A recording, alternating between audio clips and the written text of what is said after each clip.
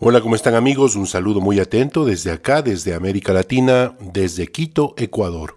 Un shalom bien grande para todos los estudiantes de nuestra comunidad en el mundo entero y un saludo también a nuestros alumnos online que nos acompañan a través del canal de YouTube. Bienvenidos a todos. Estamos reflexionando en este segundo libro de la Torá, libro de Shemot, y hoy estamos aprendiendo valiosas enseñanzas contenidas en él. Hoy estaremos considerando la parashá, la porción de la Torá que se conoce como Mishpatim o Mishpatim. Esta palabra puede traducirse como juicios, como veredictos, disposiciones que se dictan frente a un juzgado. Estamos, como dijimos, en el libro de Shemot, en el libro de Éxodo, y esta porción va desde el capítulo 21, verso 1, hasta el capítulo 24, verso 18. El tema de esta reflexión es ¿piensas como esclavo o como siervo? Bien, vamos a hacer una pequeña introducción. Lo primero que debemos saber es que esta parashá Mishpatim o Mishpatim es como una continuación de la parashá anterior, parashá Yitro. Moisés sube al monte Sinaí y ahí recibe no solo los 10 mandamientos, sino toda la Torá, las instrucciones. De hecho, en esta porción de la Torá se prescriben más de 50 tipos de leyes y ordenanzas para el pueblo de Israel. En este estudio quisiera que analicemos y reflexionemos nuevamente sobre dos asuntos importantes. Número uno, hablaremos sobre el tema de la esclavitud en tiempos bíblicos. Y número dos, hablaremos sobre lo que conocemos como la inclinación, ya sea al bien o al mal. Como generalmente lo hacemos, vamos a resumir brevemente lo que contiene esta parashá Mishpatim. Luego de la revelación del Eterno a todo su pueblo en el monte Sinaí, el Eterno dicta una serie de leyes a Moisés, quien en su momento deberá enseñar al pueblo de Israel estas leyes. Y estas leyes incluyen normativas sobre los sirvientes, la condena por asesinato, el secuestro, el asalto, el robo, penas civiles por daños a otras personas y a bienes materiales, las leyes sobre préstamos de dinero y las reglas que gobiernan la conducta de la justicia en las cortes o juzgados. También son entregadas leyes advirtiendo contra el maltrato a los extranjeros, la observancia de las festividades en las diferentes estaciones y las leyes de las ofrendas de agricultura que deberán ser llevadas al templo. La curiosa prohibición, también está aquí en esta parashá, de no cocinar carne con leche, no comer tampoco carne con leche, y el precepto sobre la oración. En total, la sección Mishpatim contiene 53 preceptos, 23 son positivos, es decir, que implican hacer algo, y 30 son negativos, que implican prohibiciones. Dios promete traer al pueblo de Israel a la Tierra Santa y los advierte para que no tomen los caminos paganos de los habitantes actuales de la misma. El pueblo judío proclama: haremos y escucharemos todo lo que Dios nos ordene, lo haremos y lo escucharemos. Dejando a Aarón y a Hur a cargo del campamento israelita, Moisés asciende al monte Sinaí y permanece allí por 40 días y 40 noches para recibir la Torá de parte del Eterno. Bien, este es entonces un breve resumen de lo que contiene la parashá Mishpatim. Vamos al análisis del primer tema que hemos planteado. El tema número 1. Vamos a hablar sobre la esclavitud en tiempos bíblicos. Veamos a qué texto nos estamos refiriendo. Estamos en el texto, en el libro de Shemot, capítulo 21, y vamos a leer del verso 1 al 6. Primero voy a leer el texto tal como aparece en la Torá, y luego voy a leer el texto haciendo unas breves aclaraciones para comprender mejor su contenido. Textualmente dice así. Éxodo capítulo 21 versos 1 al 6. Y estas son las ordenanzas que expondrás ante ellos.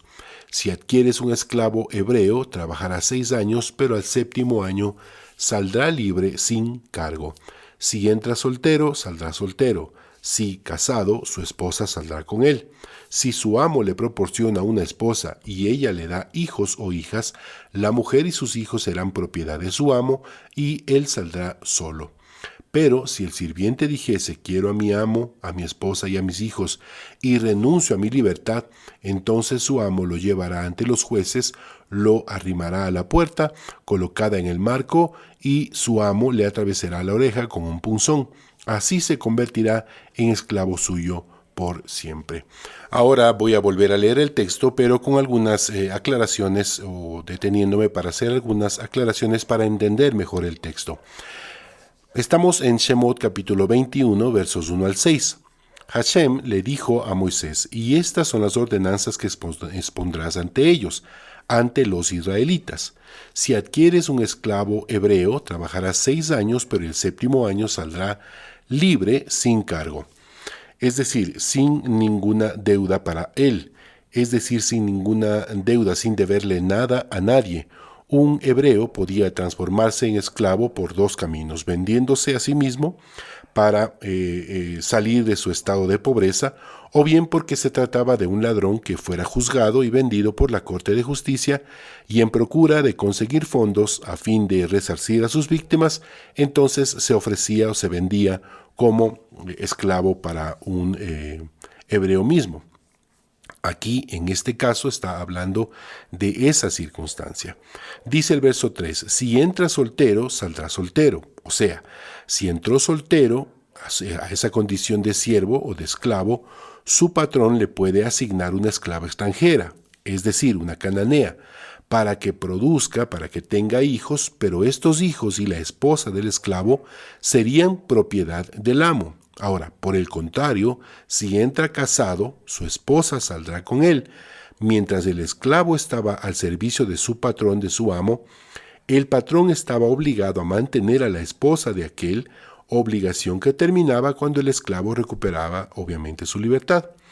Verso 4 dice, si su amo le proporciona una esposa y ella le da hijos o hijas, la mujer y sus hijos serán propiedad de su amo y él saldrá solo. Pero, como es en este caso, si el sirviente dijese, quiero a mi amo, a mi esposa y a mis hijos, y renuncio a mi libertad, es decir, para quedarme con ellos, entonces su amo lo llevará ante los jueces, lo arrimará a la puerta, colocará en un marco, y su amo le atravesará la oreja con un punzón para hacerle una marca de por vida. Así se convertirá en esclavo suyo por siempre. Bien, lo primero que me llama la atención es que la porción comience hablando de esclavitud. Hace apenas 3 meses ellos eran esclavos y según las escrituras eran esclavos sometidos a duras tareas. Así dice Shemot capítulo 1 verso 13. Dice, por eso los egipcios sometieron a los hijos de Israel a una cruel servidumbre. ¿Por qué entonces recordarles sobre esta dolorosa esclavitud? ¿Es que acaso la esclavitud es un concepto aprobado por Dios? Hablemos sobre la esclavitud. Tras la Revolución Francesa y la Declaración de los Derechos del Hombre y del Ciudadano, se abolió la esclavitud el 4 de febrero de 1794 en la Convención Nacional. Sin embargo, Napoleón restableció la esclavitud el 20 de mayo de 1802. La abolición definitiva llegó el 27 de abril de 1848, es decir, un poco más de 40 años después. El pasado esclavista, por ejemplo, en Estados Unidos, es uno de los capítulos más trágicos de su historia. El país fue fundado por colonos británicos que llegaron al este del país en el siglo XVII. Ya entonces se permitía la esclavitud en las 13 colonias británicas, pero no fueron los primeros en traficar con esclavos en el continente americano. Ya lo habían hecho anteriormente imperios como el español o el portugués. Los esclavos que llegaban al país desde África eran apresados violentamente y transportados hacia el continente americano en barcos para esclavos. Muchos perdieron la vida por el camino debido al hambre y a las enfermedades que se propagaban en los barcos. Los esclavos viajaban amontonados como si fueran simplemente mercancía. En Estados Unidos se compraban esclavos para que trabajasen principalmente en plantaciones agrícolas de arroz, tabaco o algodón, que llegaría a ser un producto importante. En 1775 y 1783 tuvo lugar la Guerra de la Independencia, que terminó con la relación entre Gran Bretaña y sus colonias y la creación de los Estados Unidos. En 1787 se firmaría la Constitución de los Estados Unidos y en el texto, aunque no se menciona la palabra esclavitud de forma abierta, sí se la apoyaba.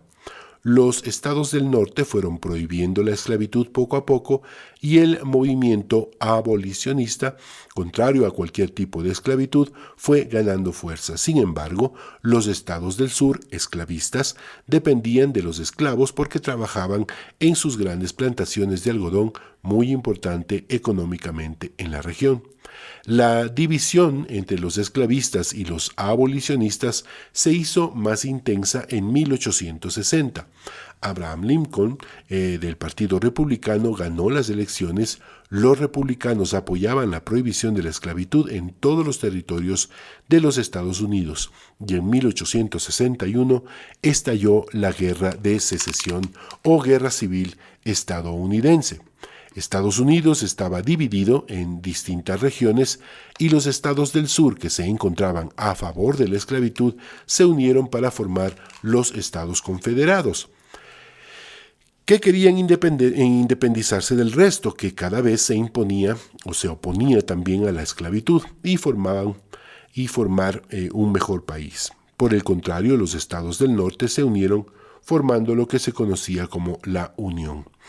El presidente Lincoln, en pleno conflicto, aprobó la Proclamación de Emancipación. Entró en vigor en 1863 para liberar a los esclavos de los Estados Unidos confederados. El territorio todavía no estaba bajo el control de la Unión, pero a medida que iban ganando territorio en el sur, se iban liberando los esclavos. Finalmente, en 1865, es decir, casi 17 años después que lo hizo Francia, se aprobó la 13ª enmienda a la Constitución de los Estados Unidos, en la que se abolía oficialmente la esclavitud.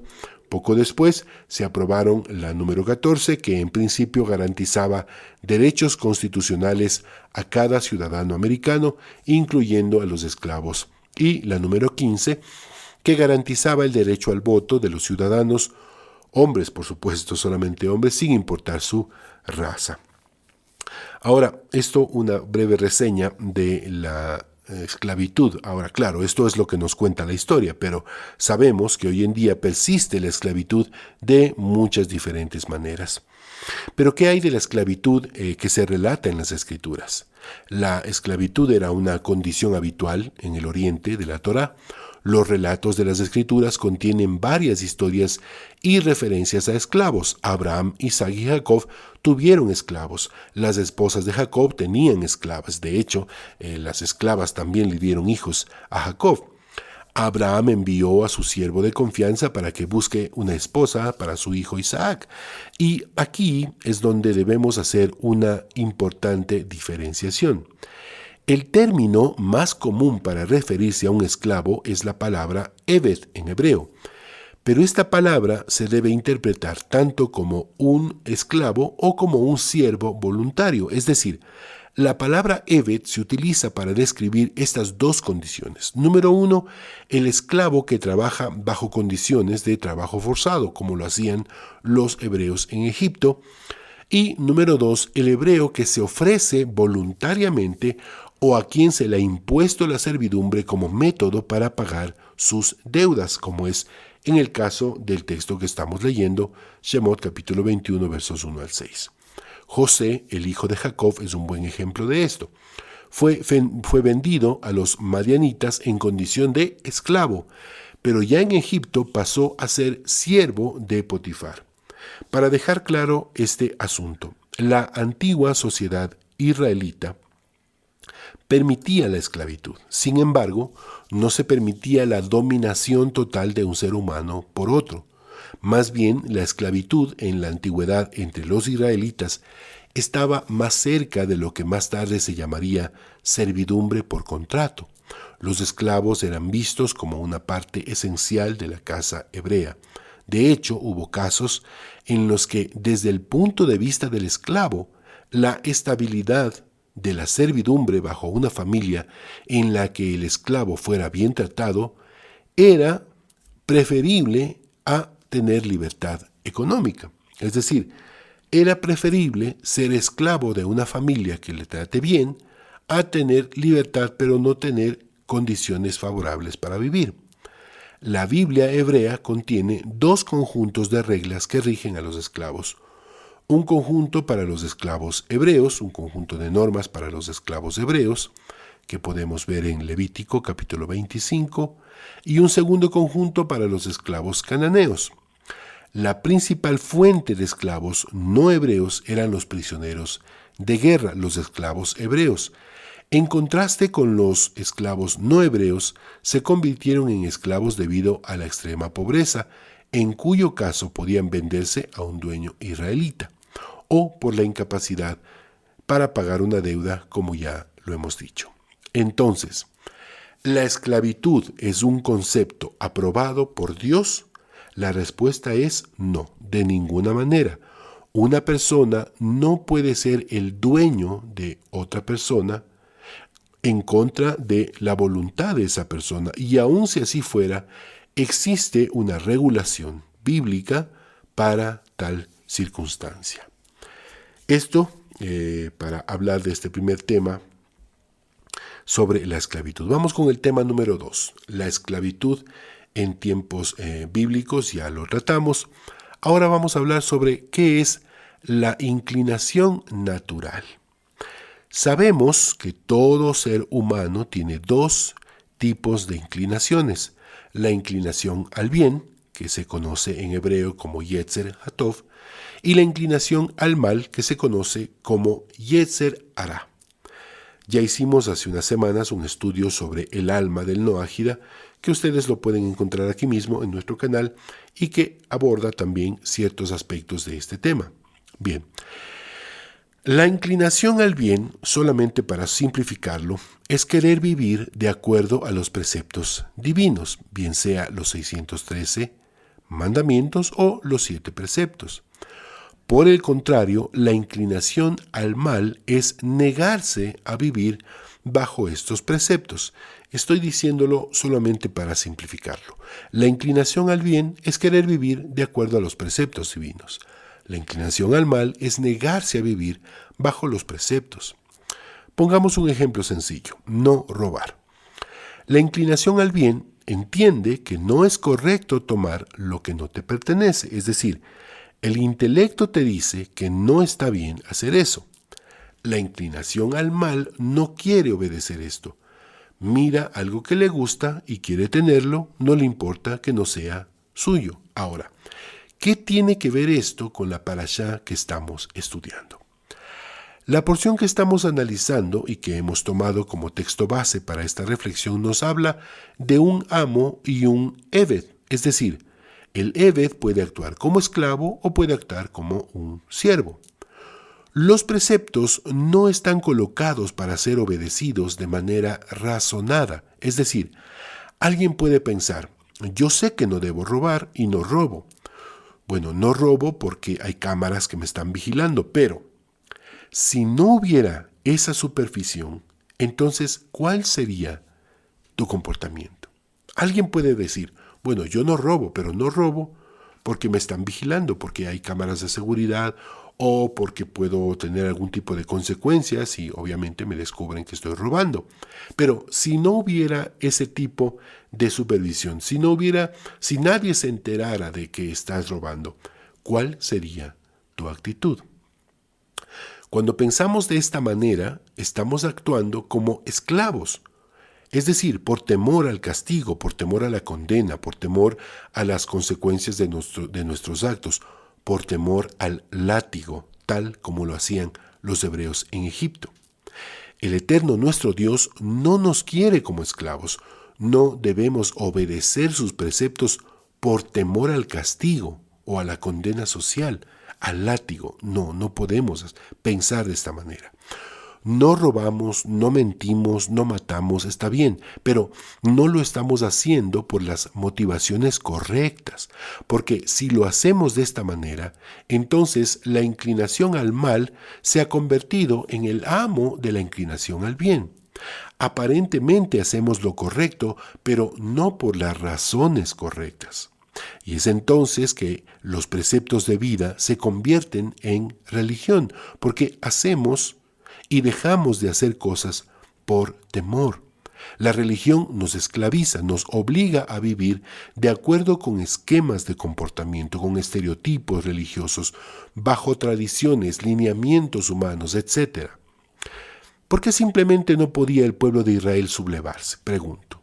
Decir, bueno, no queremos vivir de esta manera, queremos nuestra libertad. ¿Por qué no lo hacían? Bueno, la respuesta es porque vivían y pensaban como esclavos, con temor, sometidos, sobornados por la inconsciencia, adormecidos por la comodidad. Hay una frase que leí por ahí y que me gusta mucho y dice, fue relativamente fácil sacar a los hijos de Dios de Egipto. Lo difícil es sacar Egipto del corazón de los hijos de Dios. El Eterno no nos quiere como esclavos, nos quiere libres, con la libertad que nos ofrece al que podamos nosotros convertirnos en siervos. Un siervo no hace nada por temor, obedece los mandatos de su amo, pero sus motivaciones son diferentes. Recordemos el caso de Eliezer, el siervo de Abraham. Él era el siervo más antiguo de la casa y de acuerdo a las Escrituras, Abraham estaba considerando la posibilidad de heredarle a él todos sus bienes.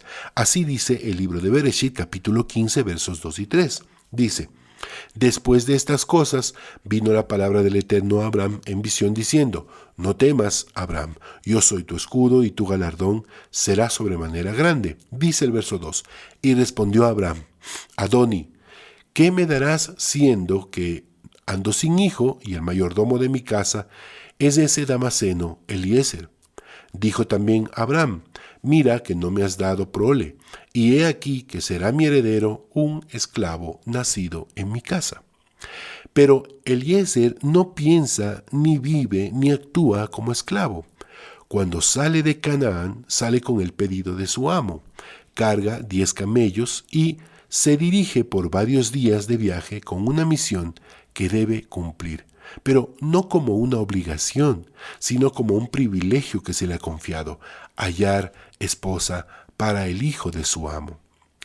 Eliezer podía simplemente no regresar, nadie lo estaba vigilando, o podría simplemente haberle dicho a su amo, no encontré esposa para tu hijo, ni modo, voy a tener que heredar yo todos tus bienes. Pero Eliezer no hace esto. Eliezer no actúa así porque él piensa como siervo, no como esclavo. Sus motivaciones son diferentes, son correctas. Él ama a su amo, lo honra, lo respeta. Toda su vida su amo ha cuidado de él y de su familia, aun siendo gentil, porque dice la Escritura que él era damaseno de la tierra de Damasco. Cuando vivimos bajo los preceptos del Eterno, cuando hacemos lo correcto, bajo las motivaciones correctas, entonces la inclinación al bien se convierte en el amo sobre la inclinación al mal. Obviamente la pregunta que nos corresponde hacernos cada uno de nosotros es, ¿somos esclavos o somos siervos? Es decir, ¿pensamos como esclavos o pensamos como siervos? Que tengamos el mérito necesario, las motivaciones correctas para hacer lo correcto en nuestras vidas. Amén, que así sea. Muchas gracias por acompañarnos cada semana en el estudio de estas preciosas enseñanzas. Vivamos con entusiasmo cada día, haciendo algo para que el mundo en el que vivimos sea mejor, sabiendo que el Eterno, nuestro Dios, el dador de la Torá, el que nos ha dado los 7 preceptos de vida, quiere transformar lo que pensamos, lo que hablamos, lo que sentimos y lo que hacemos. Comparte, si puedes hacerlo, este video con tus amigos y familiares y permite que más y más personas sean instruidos a través de las enseñanzas de la Torá. Nos vemos la próxima semana, Bezrat Hashem, si el Eterno así lo permite, con una nueva reflexión de la parashá semanal. Hasta entonces, Shalom, Shalom.